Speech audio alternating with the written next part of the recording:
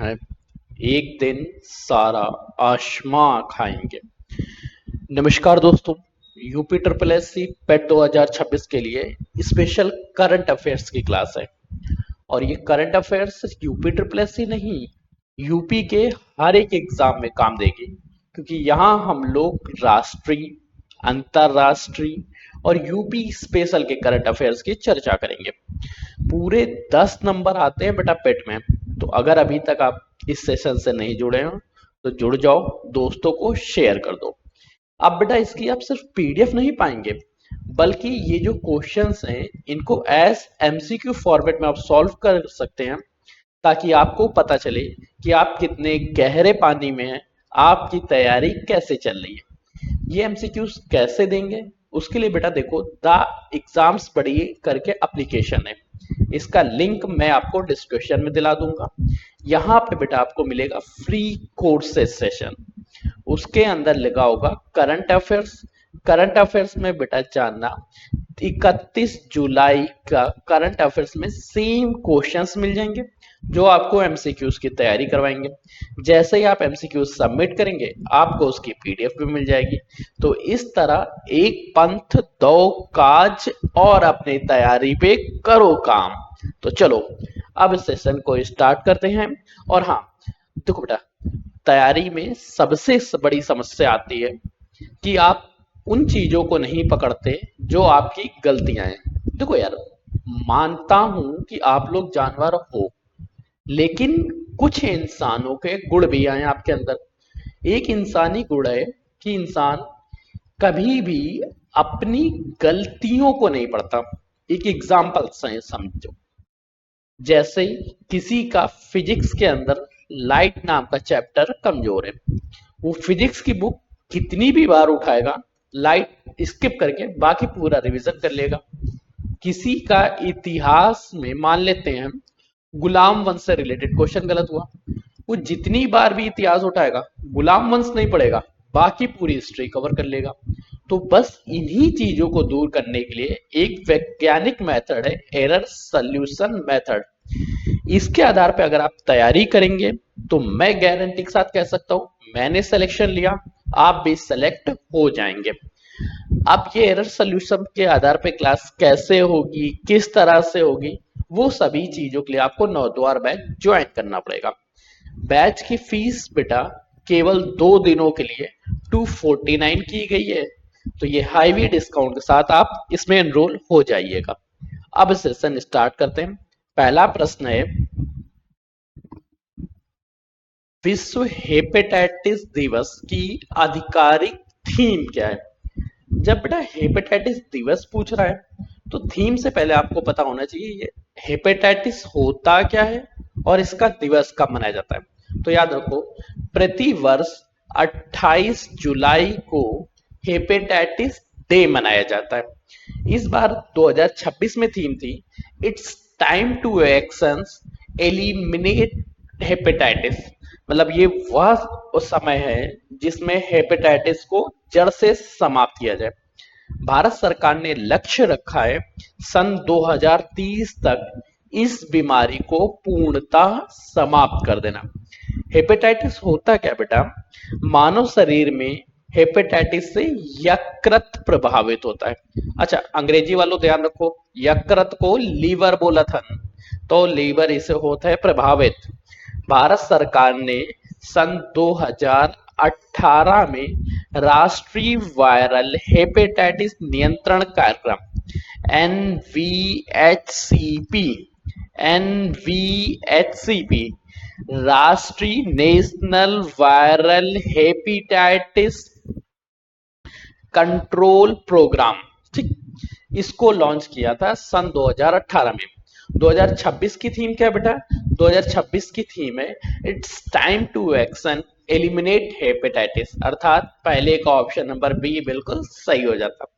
जिन लोगों ने पहले का बी सही दिया वो लोग 1 नंबर खुद को देंगे और अगले क्वेश्चन को स्विच करेंगे। नीति आयोग द्वारा एसडीजी इंडेक्स 2025-26 में किस राज्य ने समग्र रूप से शीर्ष स्थान प्राप्त किया था। जल्दी से बेटा बताओ, किसने बेटा समग्र रूप से शीर्ष स्थान पाया था। तमिलनाडु, केरल, हिमाचल प्रदेश, उत्तराखंड या इनमें से कोई नहीं? तो बेटा ध्यान रखो, एसडीजी इंडेक्स 2025-26 में केरल ने 77 स्कोर के साथ पुनः शीर्ष स्थान पे रहे। सेकंड स्थान बेटा कौन आया? तमिलनाडु। यह सूचकांक 16 सतत विकास लक्ष्यों पर राज्यों की प्रगति रिपोर्ट को दर्शाती है। अच्छा, नीति आयोग की जब कभी चर्चा कर ले तो नीति आयोग की स्थापना कब होती है? 1 जनवरी सन 2015 को। और इसने स्थान किसका लिया था? योजना आयोग का। अर्थात सेकंड का ऑप्शन नंबर क्या रहा? बी बिल्कुल सही। अच्छा, आपको बेटा जवाब देने में समस्या आती है? देखो बड़ा सही, जिसको जल्दी में देना वो इससे लिख सकता है। थर्ड का ए सही, थर्ड का बी सही, थर्ड का सी सही, थर्ड का डी सही या थर्ड का ई सही। प्रश्न पढ़ो। भारतीय नौसेना और डीआरडीओ ने हाल ही में किस स्वदेशी लघु दूरी एंटी शिप मिसाइल का सफल परीक्षण किया है? अब बेटा पूरा का पूरा शिप गिराना है, ऐसी मिसाइल, वो भी क्या है? लघु दूरी, मतलब शॉर्ट रेंज होनी चाहिए। उस मिसाइल का बेटा क्या नाम है? प्रहर 5, अग्नि एएस, नसाम हॉक, निर्भया एम या इनमें से कोई नहीं? डीआरडीओ और भारतीय नौसेना ने चांदीपुर उड़ीसा से हेलीकॉप्टर से दागने जाने वाली स्वदेशी मिसाइल नसाम हॉल का सफल परीक्षण किया है। अर्थात थर्ड का ऑप्शन नंबर सी बिल्कुल सही। यह समुद्र में दुश्मन के जहाजों को सटीक निशाना बनाती है। और वर्तमान समय में जब नौसेना की चर्चा कर ले तो नौसेना के अध्यक्ष कौन है? जल्दी से बेटा बताओ कि भारतीय नौसेना के अध्यक्ष कौन है? तो बेटा एडमिरल दिनेश के त्रिपाठी। एडमिरल दिनेश के त्रिपाठी कौन है बेटा? ये हैं नौसेना के अध्यक्ष। नेक्स्ट प्रश्न पूछ रहा है, हाल ही में जारी आंकड़ों के अनुसार भारत का कुल विदेशी मुद्रा भंडार किस नए रिकॉर्ड स्तर पे पहुंच गया? $650 बिलियन, $700 बिलियन, $715 बिलियन, $750 बिलियन या इनमें से कोई नहीं? प्रश्न बेटा पूछ रहा है, हाल ही में जारी आंकड़ों के अनुसार जो बेटा टोटल फॉरेन एक्सचेंज रिजर्व है वो भारत का कितना पहुंच गया? तो भारत बेटा $715 बिलियन का कुल विदेशी मुद्रा भंडार कर रहा। अर्थात चौथे का ऑप्शन नंबर सी हमारा सही हो जाता। आरबीआई द्वारा जारी रिपोर्ट के अनुसार भारत का विदेशी मुद्रा भंडार 715 बिलियन अमेरिकी डॉलर के सर्वकालिक उच्च स्तर पर पहुंच गया है। अब भारत दुनिया का चौथी सबसे बड़ी देश बना है जिसके पास सर्वाधिक विदेशी मुद्रा का भंडारण है। विश्व में अगर सबसे ज्यादा चर्चा करें तो वो चीन के पास है और भारत किस नंबर पे आ रहा है? भारत आ रहा है चौथे नंबर। नेक्स्ट प्रश्न है, राष्ट्रीय शिक्षा नीति न्यू एजुकेशन पॉलिसी 2020 की छठी वर्षगांठ के अवसर पे केंद्रीय शिक्षा मंत्रालय ने किस नए एआई पोर्टल का शुभारंभ किया है? विद्या सेतु 2.0, दीक्षा एआई, निपुण भारत ऐप, शिक्षा कोष या इनमें से कोई नहीं? तो बेटा भारतीय शिक्षा नीति की छठी वर्षगांठ के अवसर पे केंद्रीय शिक्षा मंत्रालय ने किस नए एआई पोर्टल का शुभारंभ किया है? तो केंद्र सरकार ने न्यू एजुकेशन पॉलिसी के तहत दीक्षा एआई लॉन्च की है। अर्थात पांचवे का ऑप्शन नंबर बी बिल्कुल सही हो जाता है। केंद्रीय शिक्षा मंत्रालय ने न्यू एजुकेशन पॉलिसी 2020 की छठी वर्षगांठ पे दीक्षा एआई पोर्टल लॉन्च किया। ये एआई पर आधारित पोर्टल छात्रों को उनकी सीखने में मदद करेगा। ठीक, पांचवे का ऑप्शन नंबर क्या रहा? बी बिल्कुल सही। नेक्स्ट क्वेश्चन है, विश्व प्रकृति संरक्षण दिवस के अवसर पे पर्यावरण मंत्रालय को किस राज्य में एक नया राष्ट्रीय जैविक विविधता पार्क स्थापित करने की घोषणा की? नया जैविक विविधता पार्क असम में स्थापित किया जा रहा, मध्य प्रदेश में, उत्तराखंड में, केरल में या इनमें से कहीं नहीं? तो ध्यान रखो बेटा, 28 जुलाई को विश्व प्रकृति संरक्षण दिवस मनाया जाता है। कब मनाया जाता है बेटा? 28 जुलाई का ये डेट याद रखना। जब मनाया जाता है विश्व प्रकृति संरक्षण दिवस। ठीक है, अभी इसमें बेटा नए राष्ट्रीय विविधता पार्क स्थापित करने की घोषणा कहाँ की है? तो वह की है असम में, अर्थात सिक्स का ऑप्शन नंबर ए बिल्कुल सही रहा।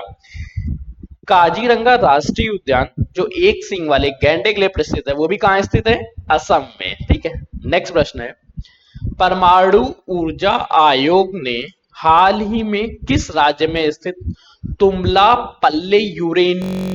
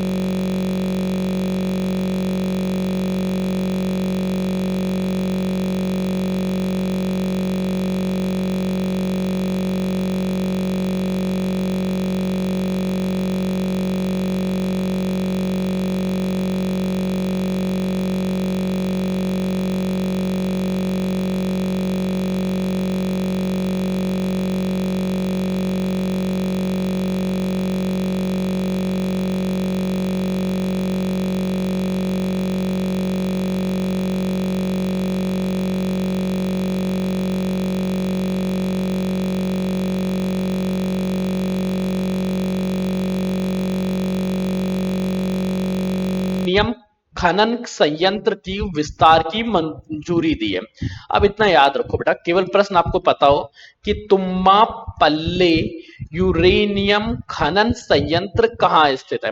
अगर आपको इसका भी सही जवाब मिल जाए तो बाकी चीजें तो आप कर लेंगे। याद रखो बेटा, तुम्मा पल्ले यूरेनियम खनन संयंत्र कहाँ पर स्थित है? जल्दी से बताता हूँ, झारखंड में स्थित है, आंध्र प्रदेश में, मेघालय में, राजस्थान में, या इनमें से कोई नहीं? तो यह बेटा स्थित है आंध्र प्रदेश में, अर्थात सातवें का ऑप्शन नंबर बी बिल्कुल सही हो जाता है। नेक्स्ट प्रश्न है, भारतीय रेलवे ने किस प्रमुख रेल मार्ग पर स्वदेशी कवच 4.0 एंटी कोलिजन सुरक्षा प्रणाली का पूर्ण संचालन शुरू किया है? रेल मार्ग ने बेटा कवच 4.0, ये जो बेटा कवच है ये क्या करती है, दो ट्रेन अगर एक ही ट्रैक पे आ जाए तो वो उनमें ऑटोमेटिक ब्रेक अप्लाई कर देगी ताकि कोलिजन ना हो सके। इसका बेटा 4.0 वर्जन जो है ये अभी दिल्ली मुंबई मेल लाइन पे शुरू किया गया, दिल्ली हावड़ा रेल मार्ग पे, चेन्नई बेंगलुरु रूट पे, मुंबई अहमदाबाद पे, या इनमें से कहीं नहीं? तो बेटा इसका प्रारंभ दिल्ली हावड़ा रेल मार्ग पे है जो कि 1525 किलोमीटर का है। या बेटा स्वदेशी ट्रेन सुरक्षा प्रणाली कवच 4.0 का सफल संचालन पूरा किया गया। अच्छा बेटा, इसको बनाया किसने? इसको बनाया बेटा आरडीएसओ ने, अनुसंधान डिजाइन और मानक संगठन, जिसका हेडक्वार्टर कहाँ है? लखनऊ में। इसलिए ध्यान रखना, ऑप्शन कह रहा आठवें का बी हमारा सही हो जाता। अगला प्रश्न है, किस भारतीय अंतरिक्ष स्टार्टअप ने हाल ही में भारत के पहले निजी अर्थ ऑब्जर्वेशन सैटेलाइट दृष्टि वन को सफलतापूर्वक कक्षा में स्थापित किया है? दृष्टि वन बेटा स्काई रूट एरोस्पेस द्वारा स्थापित किया गया, अग्निकुल कॉस्मोस द्वारा स्थापित किया गया, पिक्सेल द्वारा, ध्रुव स्पेस द्वारा, या इनमें से किसी के द्वारा नहीं? जल्दी से बेटा कमेंट करके बताओ कि दृष्टि वन को सफलतापूर्वक कक्षा में स्थापित किसके माध्यम से किया गया? तो इसका किया गया पिक्सल के माध्यम से, अर्थात नाइन्थ का ऑप्शन नंबर सी बिल्कुल सही। बेंगलुरु के अंतरिक्ष स्टार्टअप पिक्सल ने हाइपर स्पेक्ट्रम इमेजिंग उपग्रह दृष्टि वन को इसरो के पीएसएलवी रॉकेट से लॉन्च किया। यह कृषि और पर्यावरण की अति सटीक तस्वीरें प्रदान करता है। नेक्स्ट प्रश्न है, केंद्र सरकार ने प्रधानमंत्री मुद्रा योजना पीएमएमवाई की तरुण प्लस श्रेणी में अधिकतम ऋण सीमा को कितना बढ़ा दिया गया। अब बेटा प्रधानमंत्री मुद्रा योजना के तहत तरुण श्रेणी में 15 लाख तक का लोन ले सकते हैं, 20 लाख तक का, 25 लाख, 30 लाख या इनमें से कोई नहीं। अच्छा बेटा बताओ इसमें की शुरुआत कब हुई थी। इसकी शुरुआत हुई थी 8 अप्रैल सन 2015 को।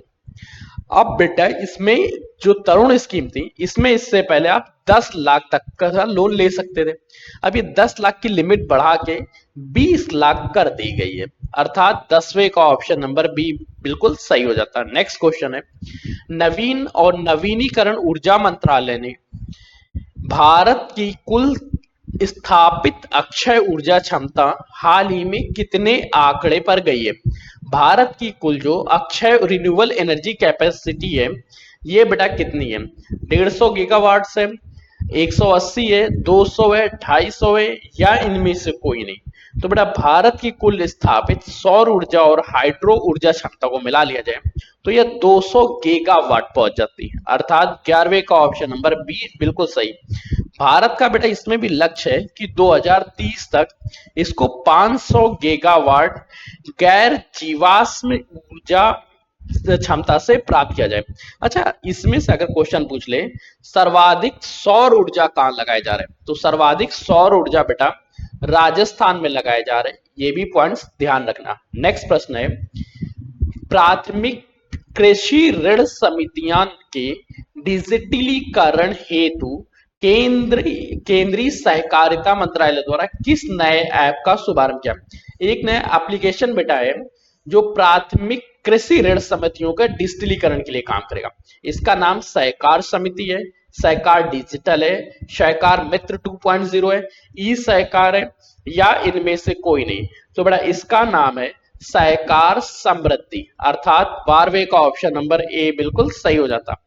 केंद्रीय सहकारिता मंत्री ने सहकार समृद्धि ऐप लॉन्च किया है जो देश में 63,000 से अधिक पैक्स को एक पारदर्शी डिजिटल प्लेटफॉर्म से जोड़ेगा जिससे किसानों को खाद, बीज, ऋण इत्यादि मिल सके। अच्छा एक प्रश्न बताओ बेटा, सहकारिता मंत्री कौन है। सहकारिता मंत्रालय के मंत्री कौन है, तो ये बेटा अपने प्यारे अमित चाचा हैं या अमित शाह हैं। नेक्स्ट प्रश्न है, संघाई सहयोग संगठन एससीओ के रक्षा मंत्रियों का वार्षिक सम्मेलन किस शहर में आयोजित किया गया। एससीओ के मंत्रियों का वार्षिक सम्मेलन हाल ही में बीजिंग में किया गया, ताशकंद में किया गया, अस्ताना में किया गया, मॉस्को में किया गया या इनमें से कहीं नहीं। तो ये बेटा किया गया कहां पे किया गया, जल्दी से बेटा कमेंट करो। तो ये किया गया अस्ताना में। कहां बेटा, कजाकिस्तान की राजधानी अस्ताना में एससीओ रक्षा मंत्रियों की बैठक की गई।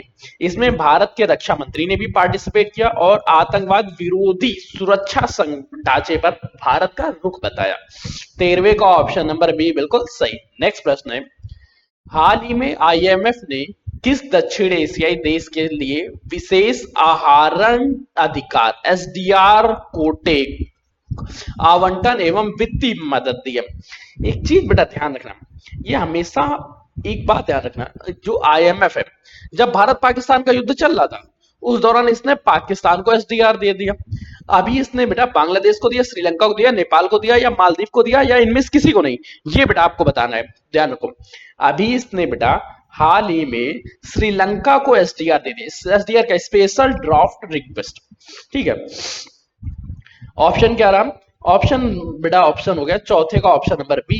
इसी को बेटा आपसे कभी कभी प्रश्न पूछ सकता है, पेपर गोल्ड किसे कहते हैं, तो पेपर गोल्ड किससे बोलते हैं, एसडीआर को। नेक्स्ट प्रश्न है, किस यूरोपीय देश ने जलवायु लक्ष्यों को प्राप्त करने के लिए 2.5 घंटे से कम समय में आंतरिक उड़ानों पर पूर्ण प्रतिबंध लागू किया है। स्विट्जरलैंड ने, फ्रांस ने, स्पेन ने, नॉर्वे ने या इनमें से किसी ने नहीं। जल्दी से बेटा बताओ कि किस देश ने बेटा जलवायु लक्ष्यों को प्राप्त करने के लिए 2.5 घंटे से कम समय की आंतरिक उड़ानों पे पूर्ण प्रतिबंध लगाया है।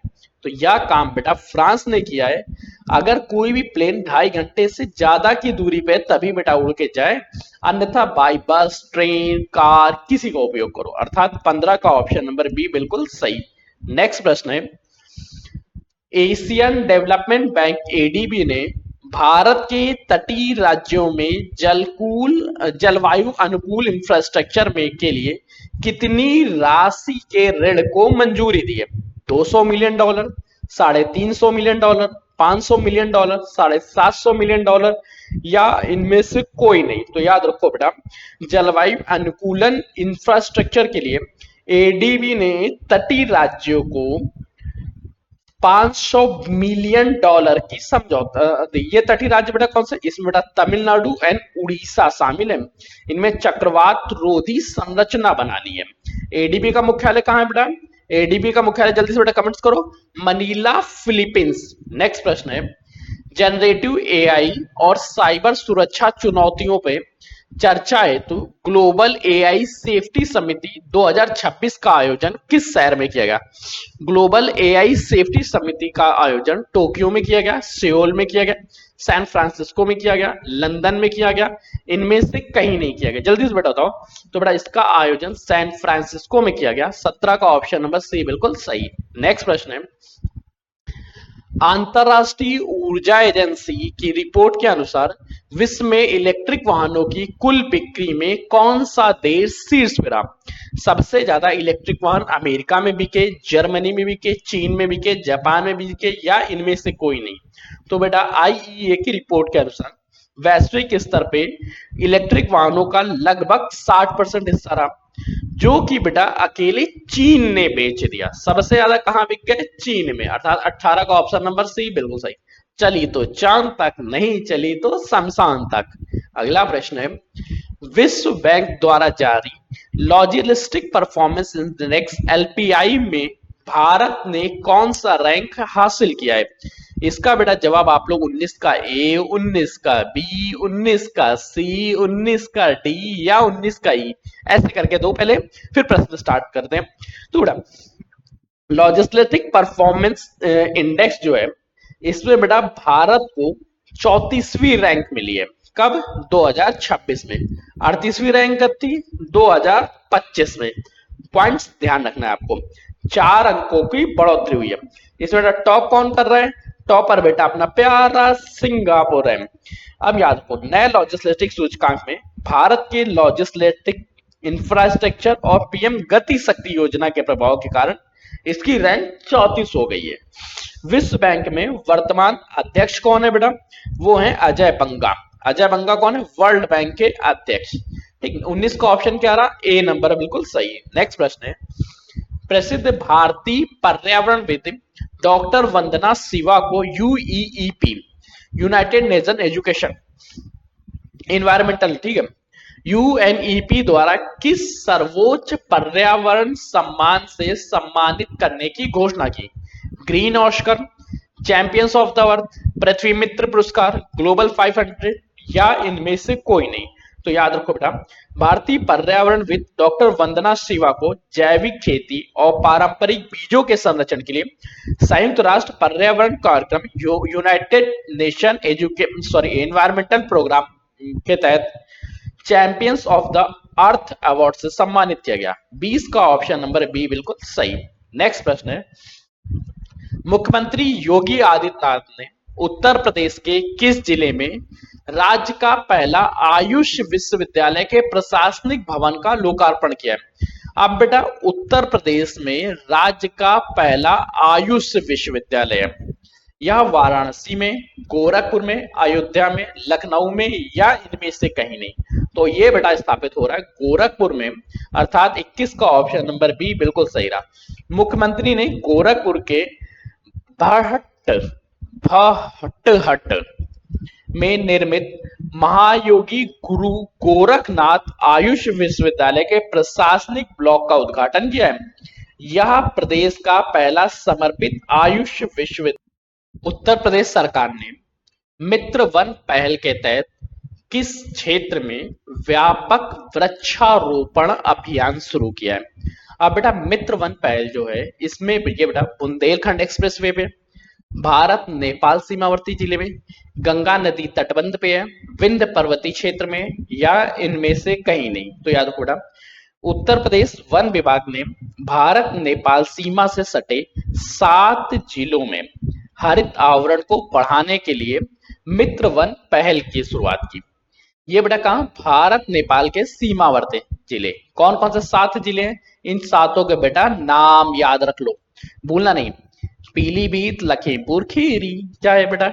पीलीभीत, लखीमपुर खीरी, बहराइच, श्रावस्ती, बहराइच श्रावस्ती, बलरामपुर और बलरामपुर का पड़ोसी बेटा महाराजगंज और सिद्धार्थ नगर, महाराजगंज सिद्धार्थ नगर। लिख लो बेटा, पीलीभीत, लखीमपुर खीरी, बहराइच, श्रावस्ती, महाराजगंज, महाराजगंज, बलरामपुर, सिद्धार्थनगर। ठीक। नेक्स्ट प्रश्न है, उत्तर प्रदेश कैबिनेट ने किस शहर में अत्याधुनिक डेटा सेंटर पार्क 2.0 स्थापित करने की नीति को स्वीकृति दी है? डेटा सेंटर पार्क 2.0 स्थापित कहां हो रहा है? ग्रेटर नोएडा में, कानपुर में, लखनऊ में, वाराणसी में, इनमें से कहीं नहीं। तो बेटा याद रखो, डेटा सेंटर पार्क 2.0 स्थापित करने की जो परमिशन मिली, ये मिली ग्रेटर नोएडा में, अर्थात 23 का ऑप्शन नंबर ए बिल्कुल सही है। उत्तर प्रदेश के ग्रेटर नोएडा में 500 एकड़ क्षेत्र में उत्तर प्रदेश के सबसे बड़ा डेटा सेंटर पार्क 2.0 के विकास की मंजूरी मिल गई। नेक्स्ट क्वेश्चन है, ओडीओपी के तहत उत्तर प्रदेश के किस जिले के मूंज शिल्प को अंतरराष्ट्रीय ई कॉमर्स प्लेटफॉर्म से जोड़ा जा रहा? अब बेटा याद रखो, ये मूंज शिल्प है, ये कहां का ओडीएपी है? मिर्जापुर का, प्रयागराज का, भदोही का, कौशाम्बी का, या इनमें से किसी का नहीं? तो याद रखो, प्रयागराज के प्रसिद्ध मूंज का शिल्प जो है, ये हस्तशिल्प उत्पादों में वैश्विक बाजारों में निर्यात के लिए अमेजन व फ्लिपकार्ट के विशेष समझौता किया है, अर्थात यह है कहां बेटा? प्रयागराज। 24 का ऑप्शन नंबर बी बिल्कुल सही है। नेक्स्ट प्रश्न है, उत्तर प्रदेश परिवहन निगम द्वारा रोडवेज बसों में महिलाओं की सुरक्षा हेतु किस नई इमरजेंसी पैनिक बटन प्रणाली की शुरू की? यूपी निर्भया ऐप, दामिनी 2.0, नारी सुरक्षा कवच, सहेली बटन, या इनमें से कोई नहीं? या तो रोडवेज में महिला यात्रियों की सुरक्षा के लिए दामिनी 2.0 इमरजेंसी रिस्पांस सिस्टम शुरू किया गया। बस में पैनिक बटन बनाए गए, उसको बेटा प्रेस करते ही 112 डायल हो जाएगी और उस बस को घेर लिया जाएगा, अर्थात 25 का ऑप्शन नंबर बी बिल्कुल सही, दामिनी 2.0। नेक्स्ट प्रश्न है, उत्तर प्रदेश प्रदूषण नियंत्रण बोर्ड के अनुसार राज्य का कौन सा शहर प्लास्टिक रिसाइकलिंग और कचरा प्रबंधन में प्रथम स्थान पर रहा? प्लास्टिक रिसाइकलिंग एवं कचरा प्रबंधन में आगरा प्रथम पे रहा, वाराणसी, गाजियाबाद, लखनऊ, या इनमें से कोई नहीं? तो याद रखो, सिंगल यूज प्लास्टिक के पुनर्चक्रण के मामले में गाजियाबाद उत्तर प्रदेश में टॉप करता है, अर्थात 26 का ऑप्शन नंबर सी बिल्कुल सही रहा। और गाजियाबाद को ही उत्तर प्रदेश का प्रवेश द्वार भी कहते हैं। तो चलो, कम से कम हमारा प्रवेश द्वार तो साफ हुआ। नेक्स्ट क्वेश्चन है, उत्तर प्रदेश के किस औद्योगिक प्राधिकरण में राज्य के पहले सेमीकंडक्टर पार्क हेतु भूमि आवंटन प्रक्रिया शुरू की गई? या ईडा यमुना एक्सप्रेसवे क्षेत्र, गीडा, लीडा, बीडा, बुंदेलखंड क्षेत्र, लखनऊ क्षेत्र, गोरखपुर क्षेत्र, या यमुना एक्सप्रेसवे? तो यह बेटा प्रारंभ हुआ यमुना एक्सप्रेसवे पे, अर्थात 27 का ऑप्शन नंबर ए बिल्कुल सही। नेक्स्ट प्रश्न है, उत्तर प्रदेश कृषि अनुसंधान परिषद द्वारा विकसित धान की किस नई फसल में कम पानी वाली किस्म को व्यावसायिक खेती के लिए जारी किया? यूपी हंस 1.101, सरयू 52, बासमती 99, पूसा 1121, या इनमें से कोई नहीं?